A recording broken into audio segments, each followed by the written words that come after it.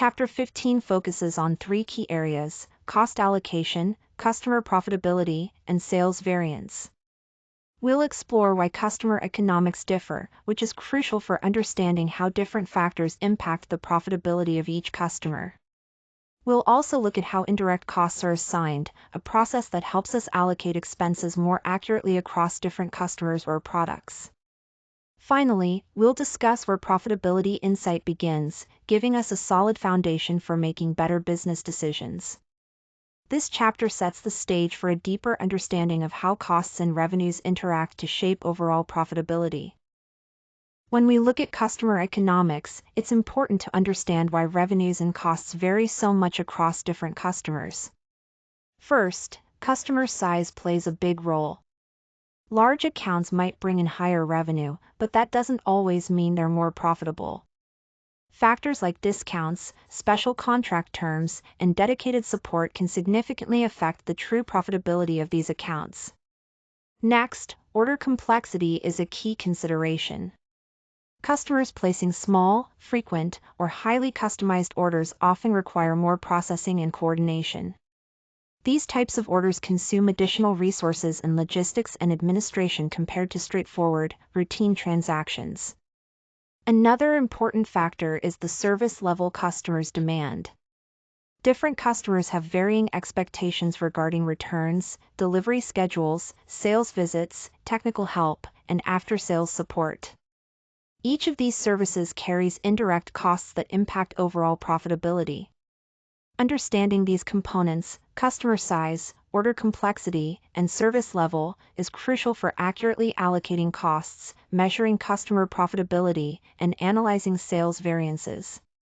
This deeper insight helps businesses make better decisions about which customers to prioritize and how to optimize resource allocation. When we think about customer profitability, it's crucial to consider more than just the revenue they bring in. The key question here is, which customers are truly profitable when we include the cost to serve them? Simply looking at revenue numbers can be misleading because some customers might generate high sales but also require significant resources or support, which cuts into their profitability. So, understanding cost allocation and analyzing sales variance alongside revenue helps us get a clearer picture of which customers actually contribute to our bottom line. This approach ensures we're not just chasing revenue, but focusing on real profitability. When we talk about the customer profitability profile, we're essentially looking at how much value each customer brings to the business by balancing the revenue they generate against the costs they incur. First, let's consider the revenue drivers. These include factors like sales volume, pricing, discounts, and product mix, all of which determine how much money each customer contributes through their purchases. On the other side, we have the cost drivers. These are elements such as order frequency, delivery patterns, returns, and support activities. These factors influence how much it costs us to serve each customer. Service demands also play a crucial role. Some customers need more customization, more attention, or follow-up, which can increase the resources required and the associated costs. Putting this together, the customer profitability profile helps us identify which customers are boosting our profitability and which might be quietly eroding it. This understanding is key for making informed decisions about cost allocation and managing sales variances effectively, ultimately revealing the true operating income each customer generates. Here's how we build a customer profitability profile in 4 straightforward steps. First, we measure revenue by starting with sales data broken down by customer, including details like product mix, pricing, and any discounts applied. This gives us a clear view of the income each customer generates. Next, we trace direct costs by assigning product costs and other expenses that can be directly linked to each customer. This step ensures we understand the true cost of serving each client. Then, we allocate indirect costs, such as order processing, delivery, support, and service expenses, using appropriate cost drivers to spread these costs fairly across customers. Finally, we compare profitability by ranking customers based on their operating income, which highlights those who truly create value for the business. This process provides a clear, detailed picture of customer profitability and helps guide strategic decisions. Here, we're looking at the differences between high-margin and low-margin customers from a customer economics perspective. High-margin customers typically place large orders at steady intervals, which means their demand is predictable and easier to manage. They tend to have fewer special requests and require lower service intensity, which helps keep costs down and profitability up. On the other hand, low-margin customers usually place smaller or custom orders that can be more complex to fulfill. They often need rush deliveries or have returns, and they require more frequent support, which increases the service costs. These customers are usually more price-sensitive, making it harder to maintain high margins. Understanding these distinctions is crucial for effective cost allocation and managing sales variance. By recognizing how different customer types impact profitability, we can tailor our approach to maximize overall business performance. This customer segmentation helps focus resources where they will have the greatest financial benefit. Here we have a real-world comparison between two customers with the same annual revenue of $500,000 but very different profitability profiles. Customer A has a higher gross margin at 34%, whereas customer B's is only 24%. Despite similar sales, the difference in their profitability is striking. Customer A places just 4 orders per month, resulting in a lower service cost of $28,000, which helps maintain a healthy operating income of $142,000. On the other hand, Customer B orders much more frequently, 19 times a month, driving up service costs to $96,000 and shrinking their operating income to only $24,000. This example highlights how service intensity and order frequency can quickly erode margins, even when sales levels appear the same. It's a clear demonstration of why understanding customer profitability goes beyond just looking at revenue. Here we have the cost hierarchy, which is essential for understanding how costs are allocated within a company. At the first level, we have unit-level costs. These vary directly with each individual unit produced or sold, such as direct materials, sales commissions, and shipping per item. Moving to level 2, batch-level costs are triggered by groups or batches of units, including activities like order processing, setup time, delivery runs, and invoice preparation. Level 3 covers customer-level costs, which support specific customers through services like account management, special handling, return support, or customized service. Finally, at level 4, company-level costs sustain the entire organization. Examples include corporate administration, executive salaries, and general brand advertising. As we move down through these levels, tracing costs becomes less direct and requires more judgment to allocate accurately. This hierarchy is a fundamental foundation for cost allocation, customer profitability analysis, and evaluating sales variances, helping us to see how costs rise from individual units all the way up to supporting the whole company.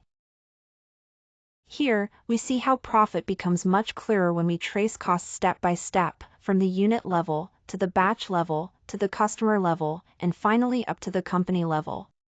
This layered approach is reflected in the income statement template shown.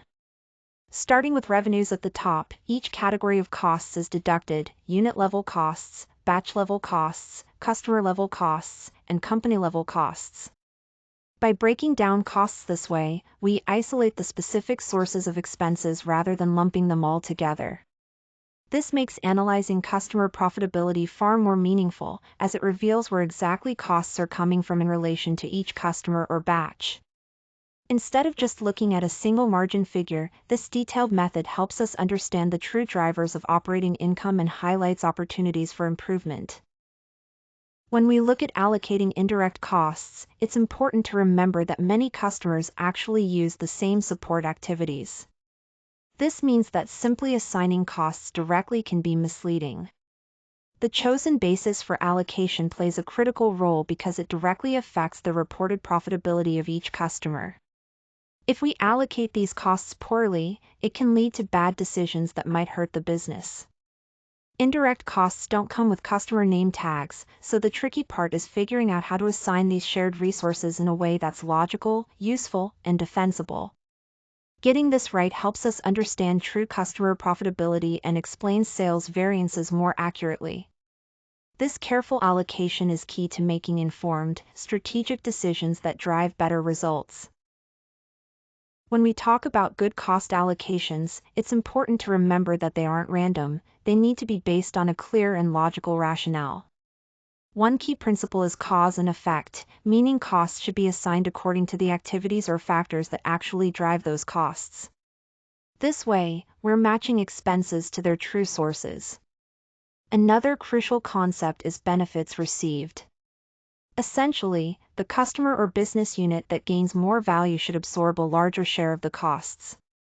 This makes the allocation fair and connected to the actual benefits derived. Fairness and equity also play a significant role. It's important to use a method that everyone involved sees as reasonable, ensuring transparency and cooperation. Sometimes, the ability to bear costs comes into play. Higher profit segments can absorb more shared costs if there is a good reason to do so. Finally, mutual benefit highlights the idea of sharing costs in proportion to the joint advantages created for all participants. Together, these criteria help us make sound decisions when allocating costs, which ultimately supports accurate customer profitability analysis and understanding sales variances. Here, we're looking at how different factors drive costs in a business.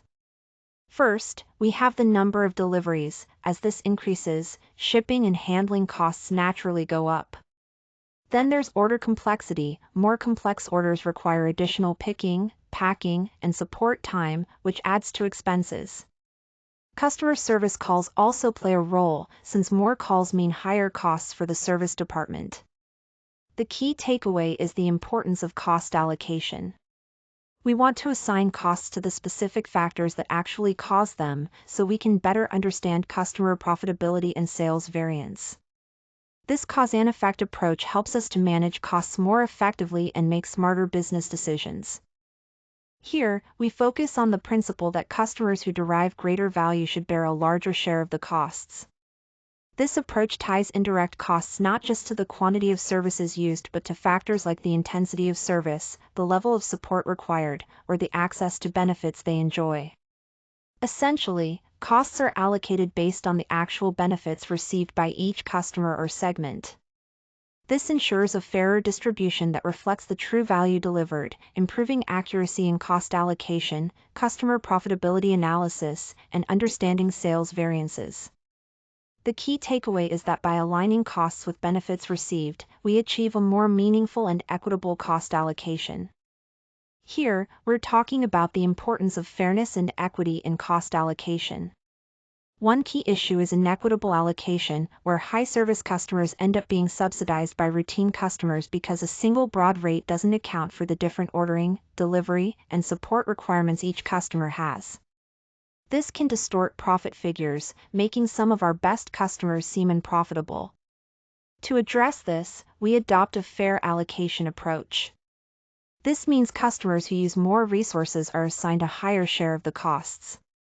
The allocation basis we use should reflect the actual intensity of service and the operating effort involved.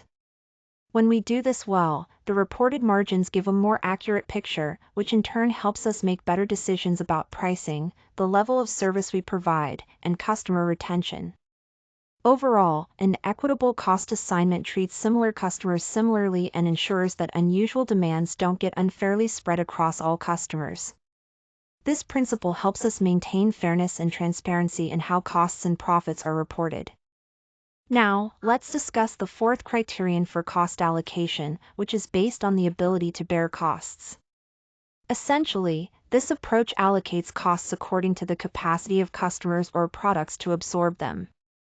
So, those segments that are more profitable or operate on a larger scale are assigned a bigger portion of the common costs. This makes practical sense when there's no clear cause and effect driver for cost allocation. Instead of trying to link costs directly to activities or usage, this method takes a more pragmatic approach. Segments that are financially stronger carry a heavier share of the costs, while the less profitable or smaller segments have a lighter burden. We can think of it as a spectrum, from lower capacity to bear costs, to moderate, and finally higher capacity to bear costs, with the larger and more profitable segments naturally taking on a higher allocated share. This approach aligns cost allocation with customer profitability and sales variance, ensuring that resources are distributed fairly based on financial strength. Here, we're focusing on the concept of mutual benefit, which is central to effective cost allocation. From the provider's perspective, the key gains include recovering investments made in capacity, support, or infrastructure. This means they can better utilize shared resources and service teams, leading to stronger collaboration with the customers or business units that rely on the service. On the user side, the advantages include access to capabilities they might find difficult to develop alone, as well as receiving a more reliable service that matches their actual use or the value they get from it. Importantly, users also perceive the arrangement as fair when costs reflect mutual advantage. This approach works best when the cost allocation supports a joint objective, clearly benefiting both parties. Overall, costs should be allocated in proportion to the value each side receives, ensuring that shared activities enhance both the provider's and users' outcomes. In this chapter, we're examining the difference between collecting and allocating indirect costs. First, collecting is all about accurately measuring those indirect costs before we assign them anywhere. This involves creating cost pools, which means grouping similar support costs into logical categories. Then, we use cost drivers to identify the activities responsible for those costs. Reliable tracking systems are crucial here, ensuring we consistently trace how resources are consumed. Once we have those costs collected, the next step is allocating them. Allocation means assigning the gathered indirect costs to specific products, departments, or even customers. There are different approaches. For example, the department-level method applies broad rates across an entire unit. Activity-based allocation uses multiple, specific cost drivers tailored to various activities. And customer-specific allocation reflects how service intensity can vary among different customers. Understanding this distinction is key to managing costs effectively and gaining better insights into customer profitability and sales variance. In this chapter, we're focusing on activity-based costing, or ABC, which offers a more precise way to allocate overhead costs. Unlike traditional methods that spread overhead evenly, ABC traces these costs through specific activities. First, we identify the key activities involved, such as order handling, delivery, setup, service, and other overhead-intensive tasks. Next, we determine cost drivers that directly measure these activities, for example, the number of orders processed, miles traveled, or support hours provided. Then, we allocate costs by assigning the activity expenses to customers according to their actual use of each driver. This approach allows us to analyze the results and uncover true profitability, revealing which customers consume resources disproportionately. By understanding these details, businesses can make smarter decisions about cost allocation, customer profitability, and managing sales variances. When cost allocation logic is flawed, it can seriously distort pricing, customer decisions, and the performance signals we rely on.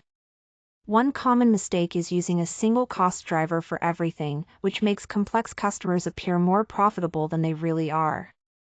The best practice here is to match each cost pool to its specific activity driver to get a more accurate picture. Another pitfall is allocating costs based on arbitrary percentages. This often leads to managers distrusting the reported margins, which undermines confidence in the data. Instead, we should use transparent, evidence-based allocation rules that everyone can understand and trust. Ignoring customer-level service costs is also a mistake. High-maintenance accounts may look attractive on the surface, but when we track ordering, delivery, returns, and support activities in detail, the true cost becomes clear. This helps us make better decisions about which customers to prioritize. Finally, never updating the cost allocation model can cause us to base decisions on outdated assumptions.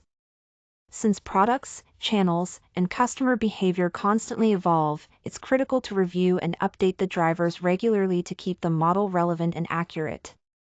Addressing these common pitfalls is essential for reliable cost allocation, improving customer profitability insight, and understanding sales variance. Now, let's dive into sales variance analysis, which helps us understand why actual sales figures differ from our budgeted expectations. Essentially, we break down this variance into three main drivers. First, quantity variance, which looks at how selling more or fewer units than planned impacts the overall sales. Then, there's mix variance, which captures the effect of selling a different combination of products than what was originally budgeted. Lastly, price variance focuses on the difference between the actual selling prices and the budgeted prices, whether they're higher or lower. Understanding these components allows us to pinpoint where our sales performance diverged from expectations and helps guide better decision-making. Here we focus on sales quantity variance, which measures how changes in the number of units sold affect profit compared to what was planned. The formula is straightforward. We take the difference between actual units sold and budgeted units, then multiply that by the budgeted contribution margin per unit. For example, if we budgeted to sell 10,000 units but actually sold 11,000 and the contribution margin per unit is $8, the variance would be 11,000 minus 10,000 times $8, resulting in an $8,000 favorable variance. This means the additional profit came purely from selling more units, not from changes in price or product mix. This insight helps management understand that the volume increase drove the profit gain, which is crucial for effective decision-making. Now, let's focus on an important concept in Chapter 15, Sales Mix Variance, which highlights why the composition of products sold really matters. The core idea here is that profit can change simply because the mix of products sold shifts, even if the total sales volume stays the same. This means that selling more of a higher margin product or less of a lower margin one can significantly affect overall profitability. This ties directly into how costs are allocated, understanding customer profitability, and analyzing sales variance more accurately. So, keeping a close eye on your product mix is crucial for managing and improving profit outcomes. Sales price variance represents the impact of selling products at prices that differ from the budgeted amounts for the actual volume sold. To illustrate this, we have a sample price comparison for three products: Alpha, Beta, and Gamma. For Alpha, the actual selling price was $6 higher than the budgeted price, which is a positive variance. Beta, however, sold for $6 less than planned, resulting in a negative variance. And Gamma achieved a $3 higher price than budgeted.